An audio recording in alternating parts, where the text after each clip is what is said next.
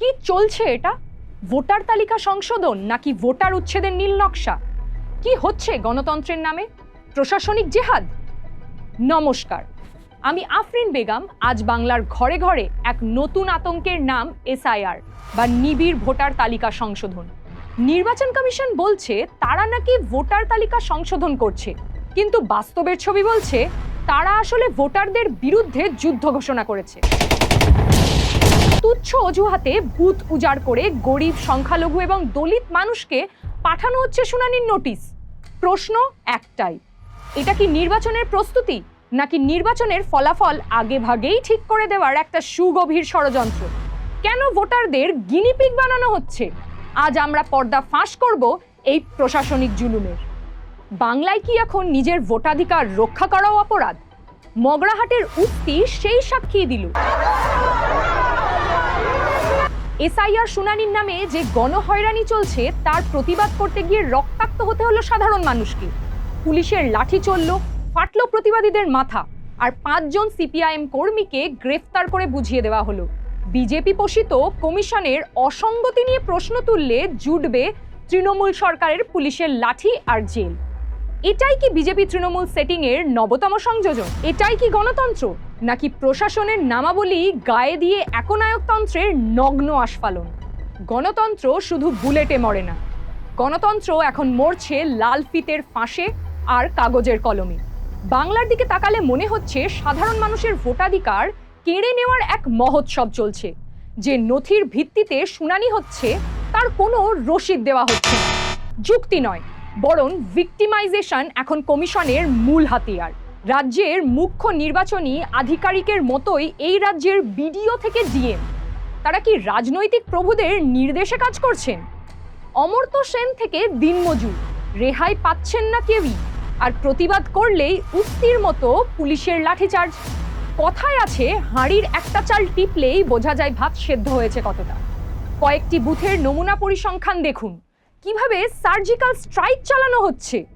মহেশতলা বিধানসভার বুথ নম্বর 136, মোট ভোটার 774।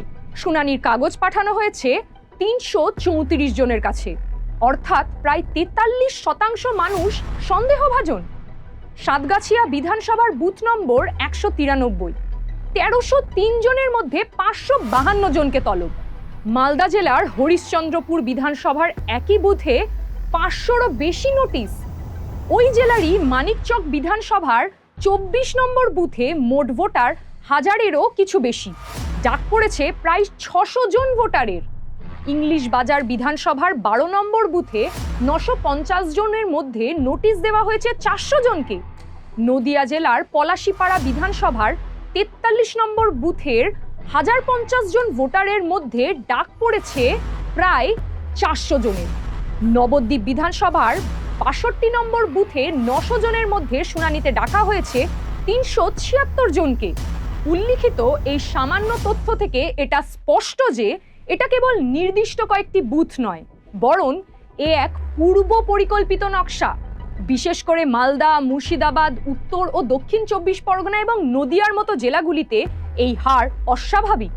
নির্বাচন কমিশন কি তবে ইনক্লুশন বা নাম তোলার বদলে এক্সক্লুশন বা নাম কাটার যুদ্ধে নেমেছে? সুপ্রিম কোর্ট বিহারের ক্ষেত্রে যে লজিক্যাল ডিসক্রিপেন্সির শব্দকে অন্যায্য বলেছিল, তা বাংলায় দেদার ব্যবহার করা হচ্ছে কেন? সংবিধান কি তবে রাজ্যের সীমানা বেঁধে বদলে যায়? একজন মুসলমান মহিলার নাম কেন 3 বার পাল্টায়? আদিবাসী বা তপশিলি নামকরণের ঐতিহ্য কি? তা নিয়ে কি আধিকারিকদের কোনো শিক্ষা বা ট্রেনিং আছে, নাকি অশিক্ষায় এখন কমিশনের যোগ্যতা? কেন শুধুমাত্র ধর্মীয়, সংখ্যালঘু, প্রান্তিক, দরিদ্র আর পরিযায়ী শ্রমিকদেরই বুথেই এই গণহারে নোটিশ? এটা কি র্যান্ডম চেকিং নাকি কোনো রাজনৈতিক আইটি সেলের দেওয়া লিস্টের বাস্তবায়ন? সেই মমতা বন্দ্যোপাধ্যায় যিনি 4 আগস্ট 2005 লোকসভায় ভোটার তালিকা দলা পাকিয়ে ছুঁড়ে মেরেছিলেন অনুপ্রবেশের ধুয়ো তুলে, আজ তারই রাজত্বে বিজেপি আরএসএস এর এক্সক্লুশনারি থিওরি কেন প্রশাসনিক ছাড়পত্র পাচ্ছে তা কি এবার বোঝা যাচ্ছে?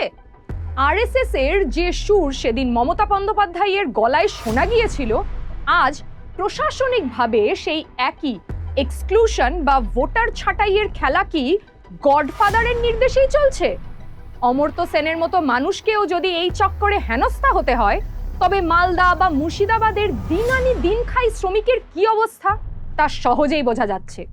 পরিযায়ী শ্রমিকরা কাজ পেলে কয়েক হাজার টাকা খরচ করে ট্রেনে প্লেনে বাড়ি ফিরছেন শুধুমাত্র নামটুকু বাঁচানোর তাগিদে। খবর আসছে এই মানসিক চাপ সহ্য করতে না পেরে আত্মঘাতী হচ্ছেন মানুষ। এই মৃত্যুর দায় কার?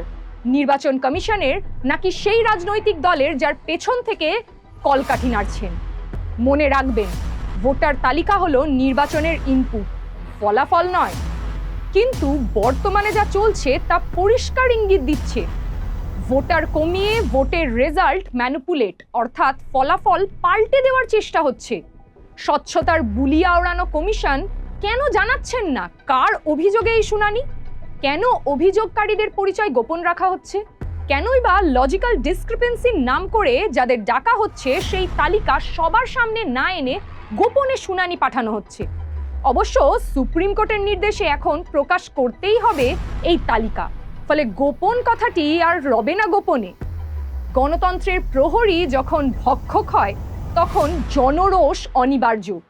বিডিও অফিসে আছড়ে পড়া ক্ষোভ তারই ট্রেলার মাত্র। সময় থাকতে নির্বাচন কমিশন জবাব দিক, নয়তো বাংলা জ্বলবে।